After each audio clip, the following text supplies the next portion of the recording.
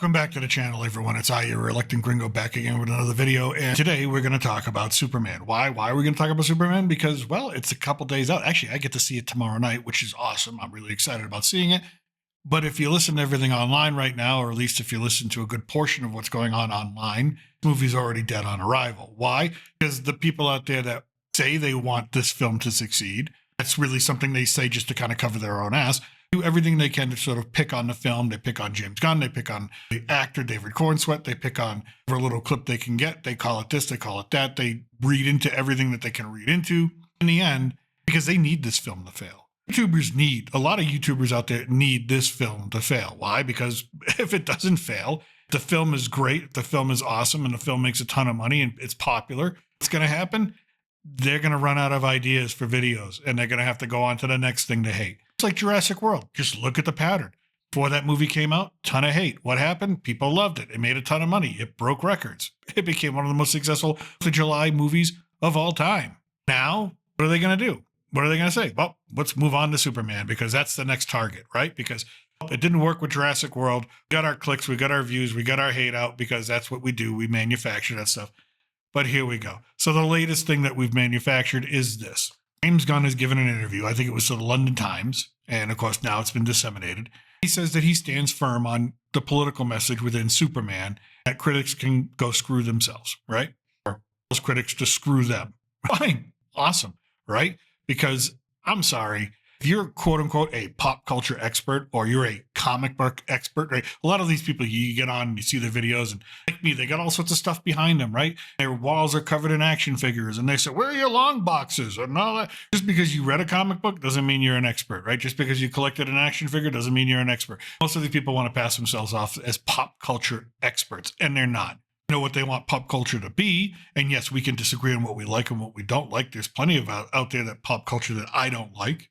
Things where it takes a direction where I don't like. But Superman, I'm sorry, Superman is inherently a political figure. Always has been. Always has been a social, cultural figure. If you don't know that, and if you don't realize that Superman is not this innocuous just being floating out there, you don't know that. If you believe that Superman is something that is not political, Superman is something that is not cultural, then you're not a pop culture expert. You're merely just a fan complaining about the direction of something. You never truly understood Superman in the first place. Let's get into it. James Gunn's interview. In it, he says, and I'll put it up here, filmmaker explained that in general, Superman is a story of America. So far, I agree. I think if you don't agree with that, then you really don't know Superman. In the sense that it follows, quote, an immigrant that came from other places and populated the country. Yes, this is exactly true. James Gunn is exactly right. Again, you may not like that take.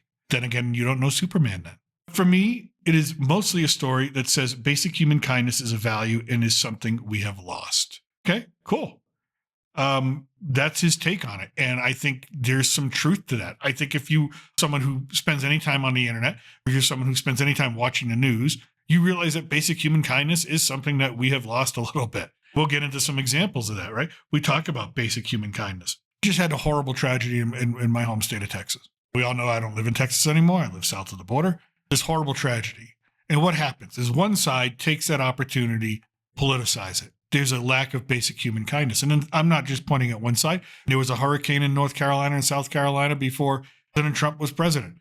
The other side took the chance to politicize it and to use it to their advantage. There's a lack of basic human kindness there. A lack of basic human kindness in a lot of things and how we view things in a political way. If you're going to sit out there and say, no, there's no such thing as a lack of human kindness in the world.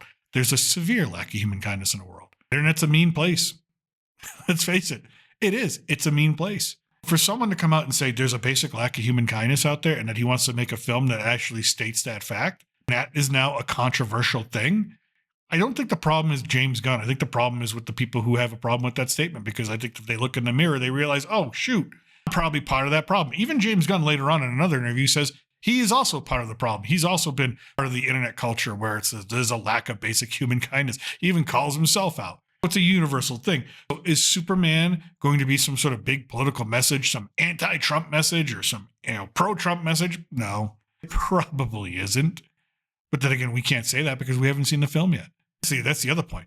We've all made these assumptions, or not we all, but there's been a lot of assumptions made about this film before the film has even hit theaters. before the film's ever been really seen. There's anonymous sources out there. You see all these videos, anonymous sources seen the film. And it's like, okay, anonymous sources are bullshit, people. Bullshit. Create a story around a character about basic human kindness, I think is a good thing. I don't think that's something that we should have so much angst over. But apparently we do, because we need to, again, a lot of YouTubers out there need this film to fail. A lot of YouTubers need this film to be something awful. A lot of YouTubers, even if it's not awful, are going to make it out to be awful. Again, that's just the pattern we see here now. Gunn also went on to say, Superman is also about human kindness. And obviously there will be jerks out there who are just not kind and will take it as offensive just because it is about kindness. But screw them, Gunn added. Good. I think he's right. Screw them. Why should you be upset about a film that its central message is kindness? How does that offend anybody? How can that be offensive? Hey, I want to make a film. I want to make a story about kindness. Kindness towards each other. Apparently, we have to read things into everything and make it all one way or the other. Oh, it's a message. It's political. It's this. It's trying to sway you. It's not trying to sway you. So he goes on, I'm telling a story about a guy who is uniquely good, and that feels needed now because there is a meanness that has emerged due to cultural figures being mean online. And I include myself in this. There's a lot of anger and hate online. Anyone here want to argue that? I mean, is that really something that is under discussion? Is there a lot of hate online? I think if you're looking for the world of hate, if you're looking for the center of hate, you just go online. It's right there. You just turn on whatever news station you want to turn on. Whatever the story might be. If it leans one way, there's going to be a hate. If it leans another, there's going to be a hate on another channel. It's the echo chamber of hate, folks. Now, the word immigration or immigrant has become sort of a trigger word in all of this debate about this movie. And if you don't think that Superman is the product of immigrant and immigration, then you don't know comics and you don't know Superman and you don't know what you're talking about. And again, you are no pop culture expert. Who created Superman? Well, their names are Jerry Siegel and Joe Shuster. Okay, well, who are they? Well, they are the children of immigrant parents from the 1930s in the United States. Jewish immigrant parents. Jerry Siegel's parents were Jewish immigrants that came from Lithuania. Not really a nice place in the 1930s, 1920s to be a Jew at that time. I'm sure the experiences and the history that the family went through really informed Jerry of how life really is. Joe Shuster is an actual immigrant. He was born in Toronto and came over with his parents to Cleveland, Ohio, where he met Jerry. His parents were Jews from the Netherlands and Ukraine. Again, not very nice places to be Jewish in the 1920s, 1930s. Why? Because there were bad guys in Germany hunting them down or looking to hunt them down. You could feel it in the air. You could tell the racism or the anti-Semitism was already in the air in a heavy, heavy way before Hitler ever took power. Of course, these two immigrant sons created Superman. Why did they create Superman? Well, for Jerry, there's a lot that comes out. His father died of a heart attack while being robbed in his own store. He was a young man, and that really affected him. And of course, Superman is this being, this person who can deflect bullets and survive anything. Well, that was obviously informed, and Jerry Siegel's widow will tell you that, yes, that had a major impact on the creation of Superman. They also created him because these are two Jewish kids that were walking around, and this is well documented in their interviews, if you care to look. But again, if you're a pop culture expert, you must already know this because you already did your research, that they created Superman because they were two out of shape, not really strong, not really athletic Jewish kids that were struggling, to overcome the prejudices of a society back then that were very real. And they imagined themselves. Joe Shuster actually quoted saying, I imagine myself as Superman because that way I could get a girlfriend, right? Because he wasn't considered a really great looking guy at the time or a good catch and no one wanted to date him. So Superman was created out of this need to feel some sense of power or authority or some sense of change, the way in which the world looked at people like Jerry Siegel and Joe Shuster. I'm pretty sure that's a heavy political and social message. Now all of a sudden we want Superman to be sanitized. Why? Because it offends somebody that they don't want to talk about it. They don't want to see the world the way it was, the way that it might be. I think if we look at the world right now, anti-Semitism is a thing that we can call out still today, the way that they could call it back then. To sit there and say, I'm a pop culture expert, and how dare Superman have a political message, and how dare Superman have some sort of social messaging about kindness towards one another. then you don't know Superman. Don't listen to these idiots, folks. It's all bullshit. It's all bullshit. Now, is the movie going to be great? I don't know. I'm going to see it tomorrow night. I'm not going to tell you the movie's going to suck. I'm not going to tell you the movie's going to be great. Why? Because I haven't seen it. It's called honesty, transparency, and that's really what we should look for when we're having these commentaries. If you've got somebody on the internet and they're saying, oh, this movie's going to suck. Oh, I got bad feeling about this movie, or I really want this movie to succeed, but I'm worried about this because of this, and that. Well, then they're really disingenuous people. Really, all they're doing is looking for the clicks and looking for the views because hate sells. Anger sells. Negativity sells. They really need this film to fail. They really do. Never quite understood that anymore. This need for things to fail. If something fails because it's not good, it failed because it's not good. Let it fail. This idea to sort of create failure around it before it even has a chance. I never got it. I never understood it. I just don't really want to be a part of that. And you know what? Yeah, I could all of a sudden get on this video and start railing against everything. And the Fantastic Four is this, and damn Pedro Pascal and his political views, and no, the film needs to fail and all that. I don't want to be that person. This seems exhausting. It just doesn't seem healthy. It seems like you are looking for negativity wherever you see it or wherever you want to see it. It's just not a healthy way to look at the world, whether it's pop culture or anything else. And I would say to yourself, if that's the way you start seeing the world, stop watching the news. Stop going on the internet.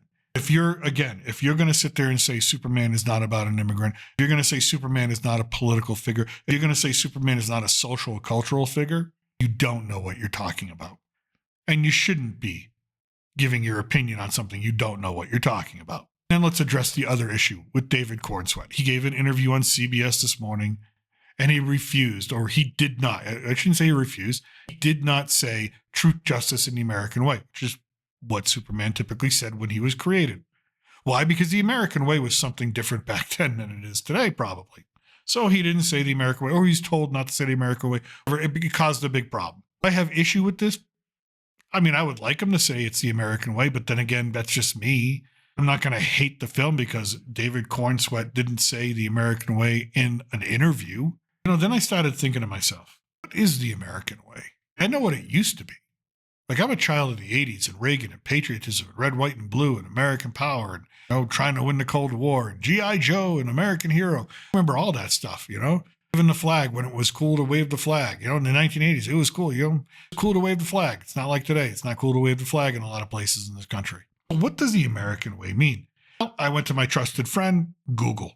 I realized, folks, that my academic background is political science, international relations, as well as history. When I ask myself, what exactly does the American way mean now? I can answer for myself what the American way means, but I realize I can't answer for everyone else.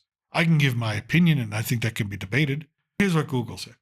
The American way is a phrase that broadly refers to the distinctive cultural values and ideals associated with the United States, often associated with concepts like individual freedom, cool, opportunity, cool, and the pursuit of happiness. The concept intertwined with the idea of the American dream, the belief that through hard work and determination, anyone can achieve success. I think depending on your experience in the United States, you can argue that point. I think that's fair to say, right? I would argue that freedom of speech is something that we can sit here and argue that maybe it's eroding just a little bit. You get in trouble for not using the right pronouns. You get in trouble for saying the wrong thing online. You get whatever, right?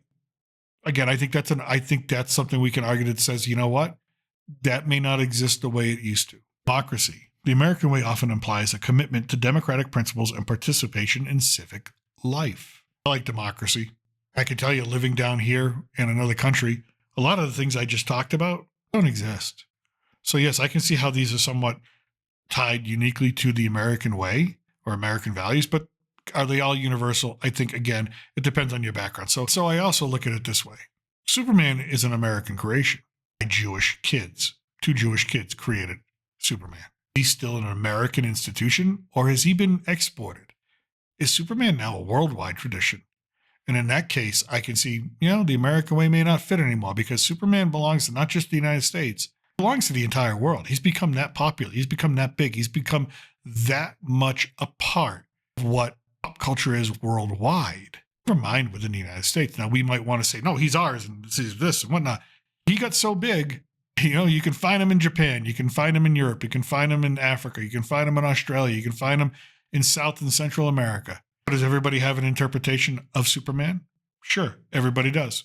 And I'm glad I brought up that point because so does James Gunn. Let's get to a little interview that he gave in Screen Rant. You're going to direct Superman, learn to trust yourself. Why? He says, I think the challenge was mostly my own feelings, my own fears. It was daunting to create a character on screen that was so mainstream. Yeah, I agree with that. I don't think he's saying anything wrong there. Taking on Superman, folks. I think any director would say to themselves, okay, this is a big deal. This is something that is going to mean something to a lot of people. He goes on, and here's where I think his important quote is. Everyone has their concept of what Superman's supposed to be, whether it's trunks or no trunks, etc. All of that stuff is so important to people. So you're letting down people with every choice you make. So I had to let go of that. Yeah, he had to let go of that. Because if you read Superman in the 40s and 50s, Superman's an entirely different thing than if you read him in the 60s and 70s. Different character, different way, different personality. Then you get to the 80s, totally changed to something different. The 90s, now the 2000s. Depending on when you read Superman or where you get your Superman lore from, Superman is an entirely different character. So yeah, you can make a decision that satisfies the people, the originalists of 40s and 50s Superman, vintage comic books. It's going to really upset the people in the 90s. Or you can make a decision that has fidelity to the Superman of the 2000s, the 21st century. Probably going to piss off somebody who's been reading Superman since the 1980s. James Gunn is right. He's right with that quote.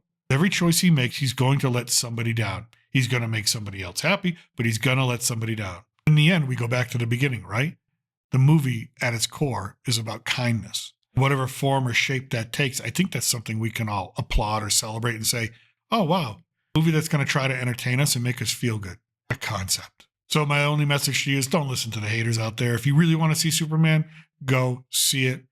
And if you enjoy it, enjoy it. Be embarrassed to enjoy it. Don't feel bad that you enjoyed it. And if you didn't like it, that's cool too. Not everything's for everybody, right? That's what makes fandom so much fun. We can talk about what we like and what we don't like. We can argue about it back and forth, whether it's Superman, DC Comics, Marvel, Star Wars. That's what keeps fandoms alive. Not anger, hate, negativity, but discussion, debate, meaning, value. That's what we're there for. So with that, I'll let you know what I think of Superman when I get out of it tomorrow night. Still your reluctant gringo. I thank you for watching. South of the border. Salud. A huevo.